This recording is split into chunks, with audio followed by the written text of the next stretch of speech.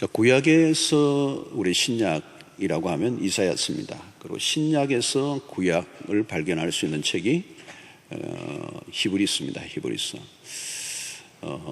또 이사야서 자체가 하나의 성경 전체를 의미합니다. 그래서 이사야서를 보면 전체가 66권이죠. 66장입니다. 여러분 성경이 몇 권입니까? 66권이에요. 창세기부터 요한계시록까지 66권인데 구약이 몇 권이죠, 여러분? 39권. 예. 답을 좀 애매하게 하지 마시고 해보세요, 여러분. 퀴즈 하는 거예요. 신약으로 몇 권이죠? 27권입니다. 39, 27이죠. 39, 27. 39권이고 27권. 그래서 66권인데 이사야서가 66장으로 되어 있습니다. 근데 놀랍게도 이사야 1장부터 39장까지가 구약적 의미가 있어요. 그리고 40장부터 66장까지가 40장부터 복음이 소개되고 있어요. 이스라엘의 회복을 얘기하는 복음의 내용이 있습니다.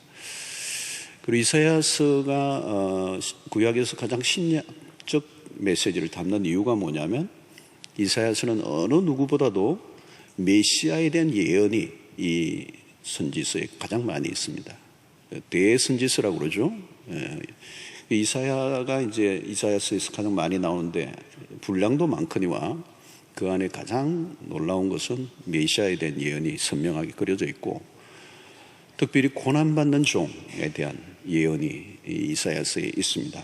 그래서 정말 제가 한번 특세 때 연말 연초에 4주 동안 이사야 40장부터 66장까지 핵심적인 것만 뽑아가지고 제가 설교를 한번 했던 적이 있고 그것이 책으로 나왔는데 그게 힐링 갓이라고 하는 책입니다. 이사야서는 예수 그리스도가 오시기 750여 년 전에 기록된 책입니다. 700에서 750년 기원전. 그러니까 750여 년 전에 그리스도에 대한 예언을 한 것이죠. 근데 그 예언이 얼마나 놀라운 것인가. 근데 오늘 2절 보면 가장 먼저 그 메시아에 대한 예언을 할 때 인간적인 모습에 대한 묘사가 나와요. 2절을 보면 그는 주 앞에서 자라나기를 연한 순 같고 아주 약한 거죠. 이제 막 일어나는 연한 순 같고 여러분 연한 순이 막 처음에 나올 때는 그게 뭐 그렇게 예쁘지는 않죠. 그죠? 마른 땅에서 나온 뿌리 같아서 말은 막 말라 있는데 거기서 나온 뿌리 같다는 거예요. 볼품이 없는 겁니다. 그래서 고운 모양도 없고 풍채도 없은즉 우리가 보기에 흠모할 만한 아름다운 것이 없도다. 예수님의 외모에 대해서 얘기를 했어요.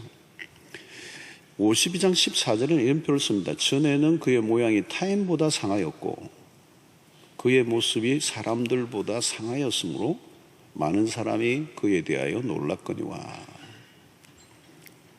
그러니까 겉으로 보기에는 매력적인 게 하나도 없었어요. 자, 오늘 이사야서에서 이제 이렇게 왜 예수님의 예언에 대한 얘기, 외적인 모습을 이제 표현을 이렇게 하고 특별히 매력적이지 않는 모습을 갖추었다는 것을 지금 얘기하고 있는가? 왜 예수께서 인간적인 모습을, 멋진 모습을 갖추고 좀 오시지 않고 이렇게 망가진 얼굴로 오셨는가? 예수 그리스도의 어떤 지상의 사역을 우리에게 잘 좀 전달해주는 의미가 여기 안에 있다고 생각해요. 여러분, 우리가 세상을 보면 우리는 이제 꾸미는 세상이잖아요. 굉장히 꾸미고 포장하고 그러는 거죠. 예수님 시대도 그러지 않았을까요, 여러분? 어느 시대나 여러분 외적인 아름다움을 추구해요. 그런데 외적인 아름다움을 추구하는 자체가 나쁜 건 아닙니다. 예수님은 굉장히 하나님은 굉장히 아름다움을 추구하시는 분이에요, 사실은. 오늘 이 세상 만물을 보면 하나님은 굉장히 그런 아주 아름다운 것을 아시는 분이시죠. 자, 그런데 주님이 지금 우리에게 주시는 메시지는 뭐냐면 그냥 외적인 것들에만 포장되어 있는 또 그러나 정작 우리가 추구해야 될 것이 무엇인지를 가르쳐주는 예수님이 가장 혐오하셨던 그룹이 누구입니까? 바리새인들이죠. 바리새인들을 왜 예수님이 그렇게 혐오하셨는가 하면 그들이 이중성 때문에 그런 거예요. 겉과 속이 다르다는 것. 오늘 주님은 우리의 삶의 기준이 어떤 겉모양이 있지 않다는 것. 사실 여러분, 예수님은 겉모양은 매력적이지 않지만 그 내면에 어마어마한 힘을 갖고 있죠. 그게 무슨 힘이죠? 영혼의 힘이에요. 막 사람들이 모여오고 말씀을 듣고 그 말씀을 들을 때 그 시대의 어떤 서기관들의 가르침과 다른 영적 권위가 서로 있고, 그렇죠? 끄는 매력이 있었던 거죠. 그죠? 이게 뭐예요? 진실한 내면에서 흘러나오는 영혼의 힘에서 사람들을 끌어당기는 힘이 있다는 거예요. 여러분, 이게 오늘 우리가 추구해야 될 거예요. 자, 오늘 그 잠언서의 하나 구절을 제가 읽어보면 잠언 31장 30절의 말씀이 이겁니다. 고운 것도 거짓되고 아름다운 것도 헛되다. 오직 여호와를 경외하는 여자는 칭찬을 받을 것이다. 이게 이제 잠언서 마지막 끝에 나오는, 아주 끝에 나오는 마지막 구절이에요. 예. 그 고운 것도 다 거짓되고 고운데 그게 그 안에 거짓이 있는 거예요. 예. 아름다운 것도 다 헛되다는 거예요. 오직 여호와를 경외하는 여자가 칭찬을 받을 것이다. 그걸 뭐라고 얘기하냐면 외모, 몸매 이게 아니고 영적인 영혼의 상태, 영적인 어떤 성숙 이런 걸 얘기하는 거예요. 그게 최고라는 거예요. 최고. 그것이 하나님 앞에서 칭찬을 받고 남편에게도 칭찬받는 법 없습니다. 자, 여러분, 오늘 우리는 외적인 것들로 위장하고 포장하는, 그래서 정작 우리의 내면 세계를 가꾸지 않는 이런 시대 속에서 겉으로는 좀 흐름해 보이고 약간 촌스러워 보여도 영혼의 힘을 가지는, 영혼의 세계를 들여다볼 줄 아는, 사실 여러분들 보십시오. 우리의 삶을 무너뜨리는 건요, 외적인 모습이 아닙니다. 겉으로는 멋있게 하고요, 멋있게 폼 잡는데요, 문제가 한번 생기면요 박살이 나버려요. 주체를 못해요. 감당을 못해요. 우리의 삶을 버텨내게 하고 우리의 삶을 만들어가고 이겨내게 하는 힘은 외형적인 조건에 있는 게 아니고 우리의 영혼에 달려있는 거예요. 그래서 예수님이 이 땅에 오신 목적은 우리의 어떤 외적인 것들을 바꾸러 오신 게 아니에요. 우리의 내면을 바꾸는, 우리의 영혼을 변화시키기 위해서 오신 분이에요. 자, 이런 우리의 영혼을 가꾸는 외모가 중요한 게 아니고 우리의 영혼의 힘을 길러나가는, 영혼의 변화를 추구하는 영혼의 힘을 가진 신자들이 될 수 있게 되기를 바랍니다. 자, 오늘 3절을 보면 이제 3절은 예수 그리스도가 겪으셨던 것을 얘기해요. 우리가 잘 아는 구절이죠. 그런 멸시를 받아 사람들에게 버림을 받았으며 강고를 많이 겪었으며 질고를 아는 자라. 마치 사람들이 그에게서 얼굴을 가리는 것 같이 멸시를 당하였고 우리도 그를 귀히 여기지 아니하였도다. 자, 오늘 여기에서 앞부분에 뭡니까? 그런 멸시를 받았다는 거예요. 아주 무서운 단어들이에요. 그 다음에 두 번째 단어예요. 사람들에게 버림을 받았다는 거예요. 자, 여러분, 여기에서 버림을 받았다. 그 예언이 그대로 이루어지죠. 그래서 요한복음 1장 11절이 뭐라고 얘기합니까? 예수님이 자기 땅에 오셨어요. 당신의 땅에 오셨는데 당신의 백성이 영접하지 않았다. 주님의 공생애는 거절받음이에요. 거절받음. 거절감이에요. 거절. 따돌림을 당하는 겁니다. 가족들, 형제들도 따돌렸죠. 나사렛 동네에서도 따돌렸죠. 고향 사람들. 유대인들의 오해, 종교 지도자들의 핍박. 그러니까 주님의 생애의 모든 것은 이 버림받음입니다. 버림받음. 여러분, 이 세상에 가장 무서운 단어가 있다면 버림받음이에요. 저주가 무슨 겁니까? 저주는 버림받는 겁니다. 유기라고 그러죠. 유기. 이 세상에 가장 무서운 단어는 유기입니다. 영어로는 rejection이에요. 거절하는 거예요. 버려내는 거예요. 자, 여러분, 예수님의 가장 버림받은 사건의 최절정이 십자가 사건입니다. 그래서 십자가에서 가상칠언에 예수님의 외침이 뭐죠? 엘리 엘리 라마 사막다니, 나의 하나님 나의 하나님 어찌하여 나를 버리시나이까, 어찌하여 나를 버리시나이까. 여기 십자가상에서 죽으시는 그 사건은 아버지가 아들을 버리시는 사건이에요. 그런데 이 버림을 받는 이 사건 속에서는 아들과 아버지의 관계가 아니에요. 누구의 관계죠? 그냥 죄인에 대한 하나님의 그 심판주로서 그 아들을 십자가에 내버리시는 거죠. 그래서 십자가가 사건이 일어날 때 하나님 아버지도 등을 돌리신 사건이에요. 아들을 내버리신 사건이에요. 그래서 나의 하나님 그러잖아요. 보통 아버지여라는 표현을 아들이 많이 썼는데 이 십자가 상에는 아버지라는 표현을 쓰지 않고 하나님이라는 표현을 써요.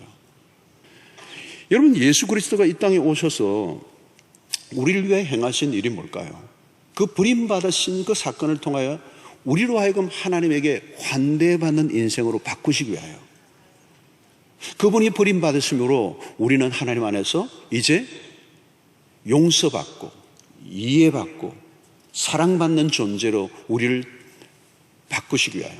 그래서 이 거절과 환대라는 단어, 거절받은 인생이 이제 환대받는 인생으로. 그래서 하나님이 그리스도 앞에 나오기만 하면 누구든지 두 팔 벌려 그들을 용서하시고 어떤 조건과 어떤 그의 과거도 묻지 않고 있는 그대로를 받아주시는. 그래서 여러분, 누가복음 15장의 탕자의 비유가 핵심이에요. 아버지의 모습이에요. 그게 기다리시는 아버지. 탕자의 비유는 여러분 우리가 만든 단어고요, 그 누가복음 15장의 비유는 기다리시는 아버지의 비유예요. 그 어떤 표현을 하죠? 당부 하나님이라고 그래요. 팀 켈러는 당부 하나님. 그 아들에 대해서 어떻게 보면 실성한 아버지처럼, 무분별한 아버지처럼 그 사고치고 망나니 같이 살았던 그 아들이 돌아올 때 무조건적으로 용서하고 잔치를 베풀고 그를 포옹하는 그 아버지. 비이성적이고 비논리적이고 어떻게 그렇게 할 수 있느냐? 그게 하나님이라는 거죠. 돌아오기만 하면 과거를 묻지 않고 어떤 그에게 그 상태를 따지지 않고 있는 대로 받아주는 아버지. 그래서 여러분, 교회는 어떤 것입니까? 그 아버지의 환대를 경험한 거죠. 내 마음대로 살았는데 어느 날 하나님께서 우리를 거절하지 않고 그리스도로 인하여 우리를 있는 그대로 환대해 주시는 하나님. 그래서 이제는 우리가 하나님 안에서 온전한 사랑을 경험할 수 있도록 인도해 주신 그 놀라운 은혜. 사랑하는 성도 여러분, 오늘 우리의 인생 가운데 여러분들이 혹시 거절과 그리고 무시를 당해보신, 멸시를 당해 살아봤던 경험이 있는 분들이 계십니까? 특별히 사랑하는 관계로부터 버림을 받은, 아니면 어떤 공동체로부터 버림을 받은, 무시를 당한, 멸시를 당한 경험이 있습니까? 그러나 여러분, 그건 치유하기 어렵죠, 공동체. 그러나 우리 주님은 어느 누구도 내치지 않고 온전히 환대하시고 받아주시는 자유로우신 넓은 품인 줄로 믿습니다. 십자가로 인해 주어진 이 하나님의 환대를 깊이 경험하고 이 복음의 능력 안에 이제 내가 하나님의 품 안에 온전히 안길 뿐만 아니라 우리에게 주신 이 넉넉한 이 성품들을 가지고 이제 하나님의 공동체 안에 다른 사람들을 품어내는, 사랑하는, 끌어안는, 인사이더가 되게 하는, 누구도 배척하지 않고 품는 하나님의 사람들로 살아가는 은혜가 있게 되기를 축원합니다. 자, 오늘 6절을 보면 우리는 다 양 같아서 그릇 행하지 각기 제 길로 갔거늘 여호와께서는 우리 모두의 죄악을 그에게 담당시키셨다. 여기 담당시키셨다는 이 단어가 굉장히 중요해요. 우리 모두의 죄악을 누구에게요? 그에게 담당시키셨다. 자, 여러분, 여기서 양으로 비유되고 있어요. 우리를 양으로, 다 양 같아서, 우리는 다 양 같아서. 자, 오늘 7절에는 또 다른 양이 나와요. 그가 곤욕을 당하여 괴로울 때에도 그의 입을 열지 아니하였습니다. 마치 도수장으로 끌려가는 어린 양과 틀 깎는 자 앞에서 잠잠한 양같이 그의 입을 열지 아니하였도다. 자, 여러분, 우리 이 성경에 보면 인간을 양으로 비유하는 거. 이 양으로 비유할 때는 굉장히 고집스럽고 말 안 듣고 불결하고 연약하고 제 길로 가는 이 죄인의 모습을 잘 표현할 때 양으로 인간을 표현해요. 동시에 우리는 성경에서 양은 희생의 제물로 바쳐지는 양을 얘기합니다. 자, 여러분, 이 예수 그리스도가 우리의 죄를 담당하시고 죽으셨다는 겁니다. 그래서 여러분, Jesus died for us 할 때, for라는 이 정관사가, 전치사가 뭔을 의미하느냐면, 우리를 위하여라는 말도 있고, 우리를 대신하여라는 뜻도 있고, 우리를 대표하여 죽으셨다는 거예요. 아브라함이 우리의 대표하여 죄를 지은 것처럼 그리스도가 우리를 대표하여 죽으시고, 우리를 대신하여 죽으시고, 우리를 위하여 죽으셨다. 이 for의 의미가 있어요. 세 가지 의미. 자, 여러분, 우리에게 지어진 죄의 짐이 너무 커서 우리는 감당할 수가 없어요. 그리고 죄로 인하여 주어진 하나님의 진노가 얼마나 큰지 우리는 알 길이 없어요. 그리고 하나님은 그 죄에 대한 진노가 얼마나 맹렬한지 알 수가 없어요. 그것을 위하여 해결할 수 있는 유일한 길은 아들 예수 그리스도가 죽는 길밖에 없는 거예요. 여러분, 가장 두려운 것은 뭐냐면 저주예요. 저주. 제가 창세기에 이제 돌아가면 저주를 다룰 텐데, 인류에게 주어진 죄에 대한 심판은 저주입니다. 이 저주를 예수 그리스도가 십자가에서 당하신 거예요. 그래서 오늘 4절과 5절의 말씀이 그겁니다. 그는 실로 우리의 질고를 졌다는 거예요. 우리의 슬픔을 당했어요. 우리는 생각하기를 그는 질병을 받아 하나님께 맞으면 고난을 당한다 하였노라. 그가 찔림은 우리의 허물 때문에, 그가 상함은 우리의 죄악 때문이라. 그가 징계를 받음으로 우리는 평화를 누리고, 그가 채찍에 맞음으로 우리는 나음을 입었도다. 여러분, 십자가의 그 사건으로 하나님의 공의를 만족시켜 주다. 하나님의 공의는 어떤 것으로 만족할 수 없는데 그 아들 예수 그리스도의 죽음으로 하나님의 공의가 채워진 거예요. 그래서 하나님이 죄에 대한 맹렬한 진노를 그 십자가로 다 가라앉혀버렸어요. 그리고 죄로 인하여 쏟아져야 할 하나님의 그 모든 진노가 십자가로 인하여 다 소멸시켜버리죠. 그래서 인간에게 주어질 저주가 눈곱만큼도 남지 않았어요. 왜? 하나님 그리스도가 우리를 위하여 그 진노의 잔을 한 방울도 남기지 않고 다 마셨기 때문에.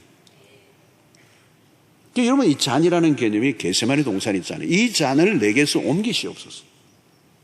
이 잔이 뭐예요? 진노의 잔이에요. 온 인류가 뒤집어 쓴 그 죄의 오물을 홀로 뒤집어 서시고 죄인이 되어서 십자가에 매달려 죽으신 거예요. 그래서 그 십자가는 어떤 죽음인가? 갈라디아서 3장 13절에 그리스도께서 우리를 위하여 저주를 받은 바 되사 율법의 저주에서 우리를 속량하셨으니 기록된 바 나무에 달린 자마다 저주 아래에 있는 자라 하였습니다. 이 구약시대부터 나무에 매달린 것은 저주를 받은 거란 말이죠. 사랑하는 성도 여러분, 오늘 복음이 우리에게 주는 메시지는 우리가 받아야 할, 죄인이 받아야 될 모든 저주를 십자가에서 다 처리하셨다는 거예요. 할렐루야. 사랑하는 성도 여러분, 오늘 우리의 인생 가운데 이제 더 이상 갈증도 없고, 더 이상 우리 안에 죄로 인한 어떤 흔적으로 불행을 겪을 이유가 없어요. 왜냐하면 우리 안에 그리스도가 찾아오셨기 때문이에요. 요한 1서 4장 10절의 말씀이 얼마나 복음입니까? 사랑한 여기 있으니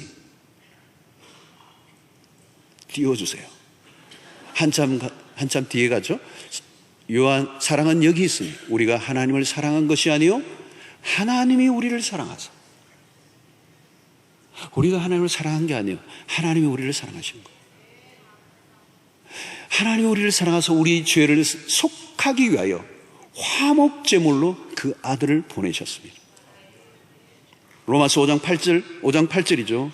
우리가 아직 죄인 되었을 때, 여러분, 이 말은 뭐냐면 우리가 하나님을 전혀 구분할 수 없는 그때에 그리스도께서 우리를 위하여 죽으심으로 하나님께서 우리에 대한 자기의 사랑을 확정해 주셨다는 거예요. 로마서 8장 32절을 보십시오. 자기 아들을 아끼지 아니하시고 우리 모든 사람을 위하여 내어주시니까 어찌 그 아들과 함께 모든 것을 우리에게 주시지 않겠는가. 그래서 우리는 이제 어떻게 살아야 되는 것입니까? 갈라디아서 2장 20절이에요.